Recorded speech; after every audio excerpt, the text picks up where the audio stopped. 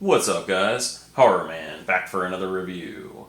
So today we're going to take a look at the NECA Toys JAWS 50th Anniversary Ultimate Hooper action figure.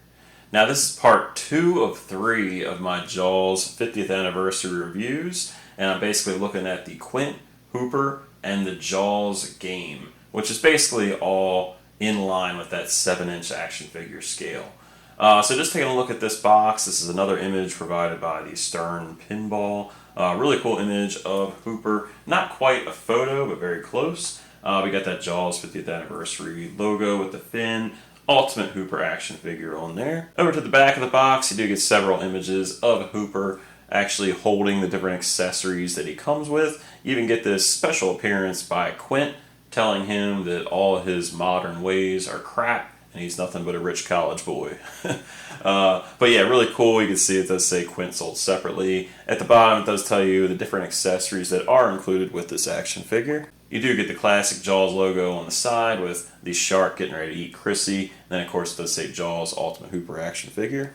The top of the box features a really cool image of JAWS, the mechanical shark, and then you also have just the regular JAWS and Hooper logos. All the people responsible for making this figure possible are listed on the bottom. Also the different logos for NECA, Universal, and Stern Pinball, and the UPC code. And once you open up the flap of the front of the box, you can see a really cool image of the Hooper figure on the left, and then you can see the figure itself clearly displayed in the box with all the different accessories. Well, let's go ahead and start by looking at that first head sculpt. You do get a really cool backdrop with him, just like you got with Quint. But this time it's basically just the Orca boat, and you can kind of see some of the equipment that Hooper and Quint have on the boat itself. Alright, so taking a look at the first head sculpt, and this is the one that's on him inside of the box. This is a really good likeness, just like the Quint, just very accurate to the movie, just really happy with how this came out. You could tell the hair has really, a lot of details been put into that. You can definitely see the texture and just the overall, shape of the hair is very, very good. I do like the glasses. You can see right through the lenses, and of course they're like those, 70s retro, glasses of the time. But yeah, just like I said, again, just like Quint, I'm probably going to say that a lot, just really good details here, the beard, just all the different details done to the face are really good, and I think it's very accurate to how I looked in the movie. And again, I do like how you can see through those glasses really well. Easily can see the eyes, which I like. You don't have that like fogged or kind of like cheaper glasses looking piece, so very happy with that. But yeah, again, great additional details on the beard and the hair, just real good texture and just look overall. And here's just a quick shot of the back of his head. And again, just really nice detail in that hair, great texture. Alright, so you do get some interchangeable head sculpts with this one. Now Quint actually included 3 head sculpts, but Hooper here is going to have 4, which is pretty cool. So the first one we're looking at, that's just going to be your neutral head sculpt, no hat, just has the glasses on. We've already looked at that one, and again, that's what's on him inside of the box. The second one is also more of a neutral head sculpt, which looks really good as well, but he has like a knit cap. And then you get one more hat head sculpt. This one's going to have the bucket hat. He's got more of a smile. This is definitely from the scene when he first boards the Orca, and Quint is kind of talking to him, and Hooper just starts smiling, so he's got that sarcastic smile.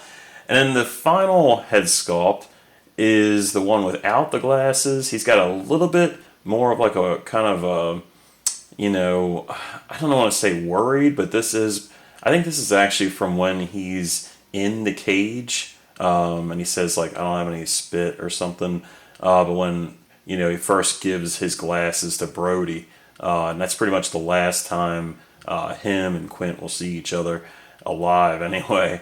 But this is a really good head sculpt. You can see the brow has a little bit more detail. But yeah, let's go ahead and try to put the head sculpt on. So get a nice grip on this. Oof. And it is pretty tight on there. You can see the standard head sculpt ball peg. And we'll try to put this other one on here. Alright, so here he is with that non-eyeglass head sculpt. And again, I do think this is from when he first is in that cage and he looks pretty nervous going to face the shark. So yeah, you can kind of see he's got a little bit more detail in the brow, which looks really cool. And you can also see his hair is a little bit more matted down. So it's probably like wet from when he, of course, he is in that cage. So yeah, I do think this one looks really good. And then here's a shot of the back of his head. The hair is more matted down than the regular head sculpt. Here he is with the second head sculpt. And again, I do think this is pretty much the same exact expression. But yeah, he's got the glasses on, neutral head sculpt. He just has the beanie, which looks really good. And I like how the hair is kind of peeking through underneath the beanie there.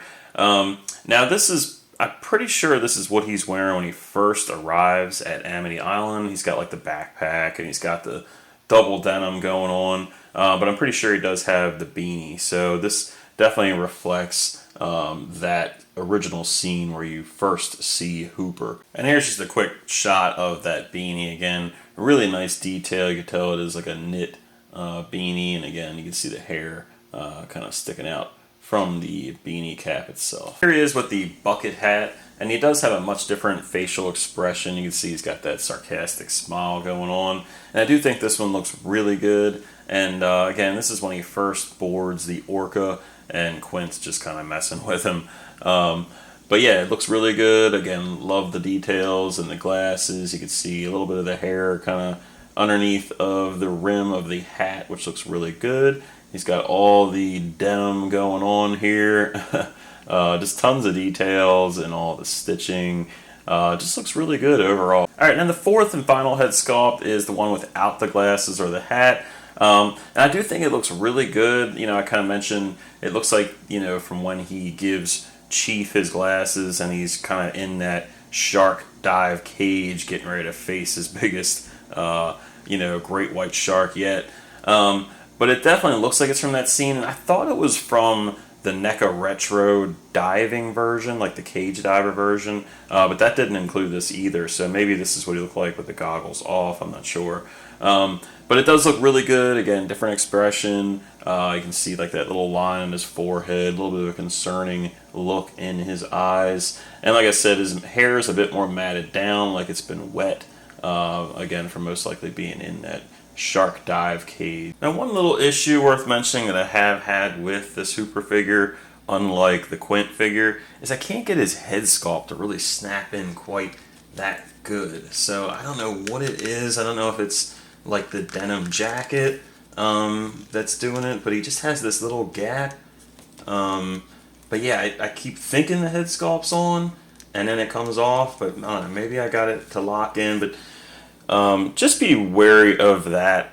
Just make sure you get that head sculpt in as best you can. Alright, so taking a look at the rest of the body here, starting with the torso. Hooper's got that cool double denim look going on, which looks really cool. Definitely very hot in the 70s and 80s. And you can see, just like Quint, he's got a lot of like different wear and tear on the jacket since he's on the boat.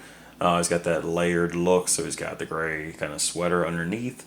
Some really nice detail in the stitching and in the breast pockets, even in the buttons. Look really good. He's got kind of like the open, relaxed hands on him inside of the box. But yeah, you can see some really nice wrinkling in that sweater, and even some of like the waist, or like the waistband, and then like the collar. You can see like the different elastics. So yeah, really good detail. And then looking at the back of the jacket, again, just a lot of different wear and tear on it.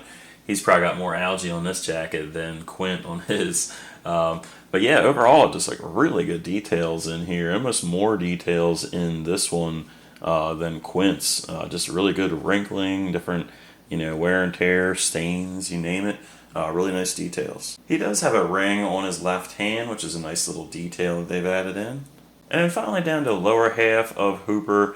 Again, really nice detailing going on. The jeans look really, really good. Just excellent wear and tear. Looks like he's wiped his hands on his jeans about 1,000 times with that dirty ocean water. Just really good wrinkling in the knees and just down to the lower part of the legs. Overall, just like I said, just really good wear and tear on here. He's got, of course, the dock shoes, just a different color. He's got more like the blue dock shoes. Got the peg holes, just like all the other NECA figures, which look good. I think these shoes might be Sperry Doc shoes. I could be wrong, but I know Sperry did make some Jaws shoes. Again, really nice details all around in this figure. Definitely matches up well with the Quint. Alright, so looking at the articulation on Hooper here, it is pretty good for, you know, what it is. You can turn the head all the way around if you want, up and down really well. And see, this is what I'm talking about with the head sculpt. It's really hard to get that locked in quite right, but the neck itself can move as well, so I could show you that. And then, because the arms are interchangeable, sometimes they like to pop out as well, so you gotta be really careful when you bend the arms, but they do get a really good T-pose going. You can go all the way down with the arms. Again, just gotta lock that in. You might have them fall out on you every once in a while. Really good range on the elbows. And the torso itself can move really good. It's got that ball peg. Not much up and down, but you can move really good. You get the splits real well. About that far out. Knee can go about that far. Not a whole lot on the feet. Can get a bit of a rock. A little tight. Let me try this other foot.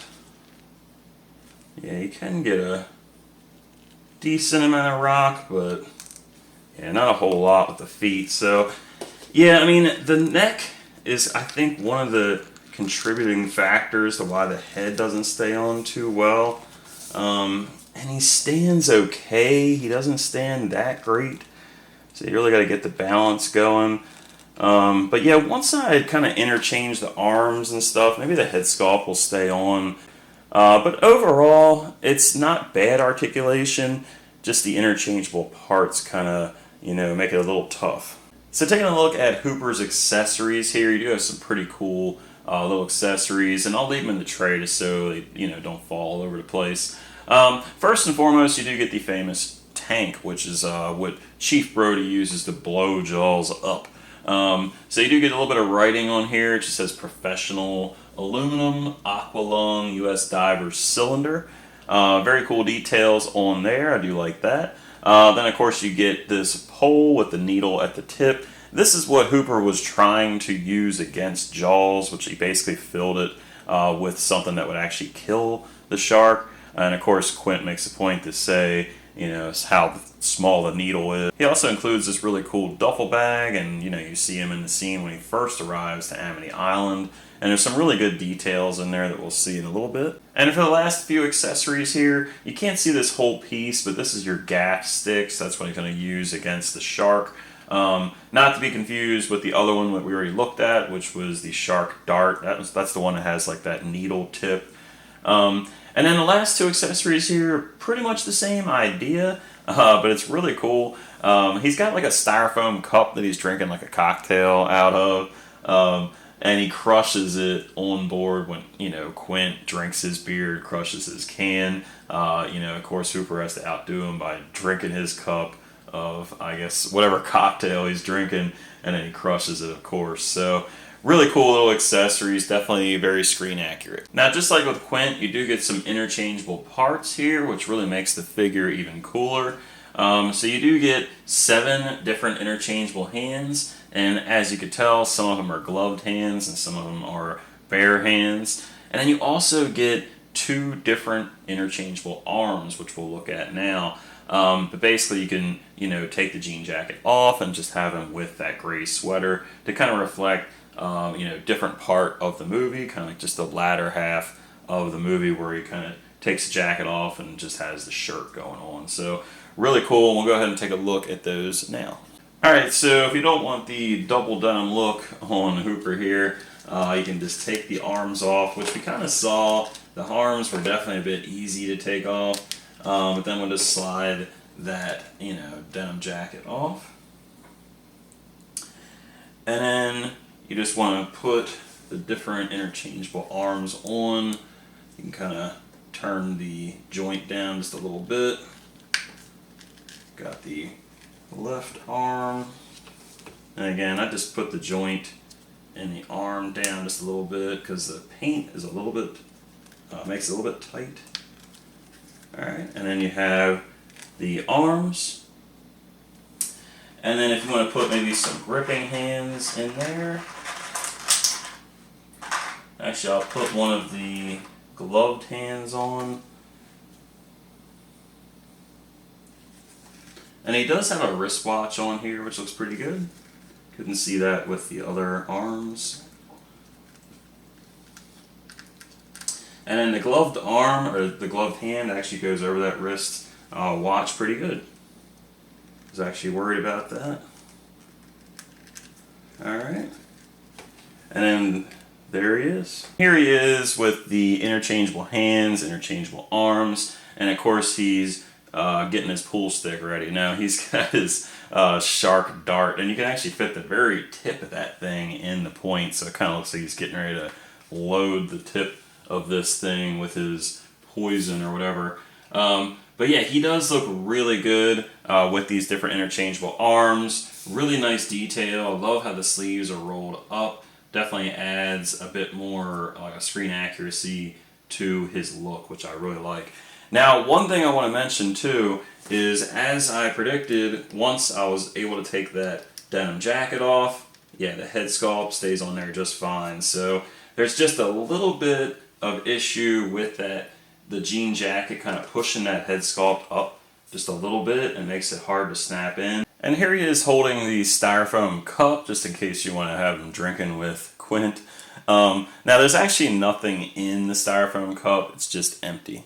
And here he is with the crushed cup. And here he is with the gaff stick. And you can also see that I've got both of the gloved hands on now. And they're both the gripping hands. Now the fingers on the gripping hands can loosen up. You just have to kind of open up the hand a bit in case you need to hold an accessory like this or the shark dart.